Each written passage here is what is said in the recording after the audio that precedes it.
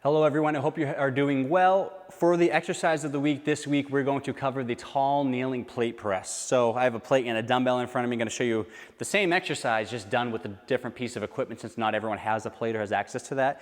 What this exercise is going to do, again, first and foremost, is put us in the tall kneeling position. Most people I find are either on the floor, sitting on a bench, or standing. Again, we want to do a better job getting into tall kneeling, and half kneeling. We can do this exercise actually in both of these positions, but what they require from us is to actively extend, actively set up with the breathe and create a good canister throughout here. So a lot of what we see in terms of running, again, we need to really focus and do a better job reshaping our focus around the core, this canister.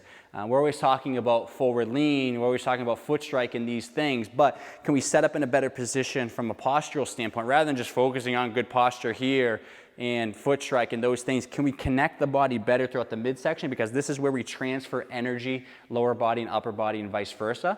So can we create a better position here so we can stabilize the pelvis, stabilize the hips, align the leg, land in the right position, lean properly to really see proper and good running form moving forward. And this is just a simple drill that helps reinforce some good mechanics and good positioning through here. So when I'm in a tall kneeling position, I want to make sure first and foremost, alignment, knees are underneath the hips. But then from there, I see a lot of people hanging out as we do this exercise into lumbar. So I'm actually arched right now at my lower back. I'm kind of extending. It's very easy to extend into the back. It means we're losing stability and stiffness throughout the core. So what I'll do here is I will first start by driving my hips forward. I want good alignment, knee, hip, shoulder, neck, and head. Good vertical alignment up in that position. And then from there, I'm also going to breathe. Exhale. Rib cage down. That prevents, if you watch my ribs flare, that prevents my lower back from going into extension, right? So that creates a better position, good alignment throughout this system, that then we can hopefully execute that as we get out and run. So engagement of the glutes, engagement of the core, both these work together to maintain good aligned posture. Then we can lean, then we can run in the best way possible. So from here, setting up, hips forward, exhale, rib cage down. I'm gonna hold a weight. Your choice on the weight. Most people go too heavy and they compromise their position. It needs to be heavy enough to challenge you, upper body, core, hips, but not so heavy that it throws you completely out of position. It defeats the purpose of the exercise. So as I'm in this position, setting up, always setting up properly. I'm not just doing the motion. I'm going to hold that piece of weight in front of me. I'm going to try to press out in front, engage these muscles throughout the trunk to hold my position, and then I'm going to pull back. You'll notice the heavier the weight is, the more the tendency to lean backwards. So I'm stabilizing through hamstrings, glutes, core, shoulder, scapula. Everything here is stabilizing my body to maintain my position. And it's a stability exercise throughout the trunk, but it's a strengthening exercise through the shoulders, right? So we're getting multiple things at once.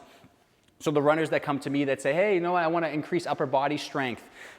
This is one of those tricks I throw at them. I throw a lot of tall kneeling and half kneeling exercises because it's forcing them to think about lower half. We're actually stabilizing, improving strength and endurance in the lower half as we're doing something for the upper body. So it serves multiple purposes rather than just sitting on a bench and doing some type of shoulder exercise, which is very isolated here. So I would try to find different ways within a runner's program that we can cheat, get as much as possible without necessarily them knowing about it, that oh, hey, this is actually a lower body and a core exercise. It's not a traditional one in any way, but we're getting multiple things at once. So I'm going to show you with the dumbbell here first. Hips forward, exhale, rib cage down, engage the core. Continuing to breathe and expand 360 degrees around the abdominal area, and then from here, I'm trying to press out in front, strengthening the shoulders, but trying to prevent any back extension or any sway backwards. So again, using the right weight. For me right now, this is 5 pounds.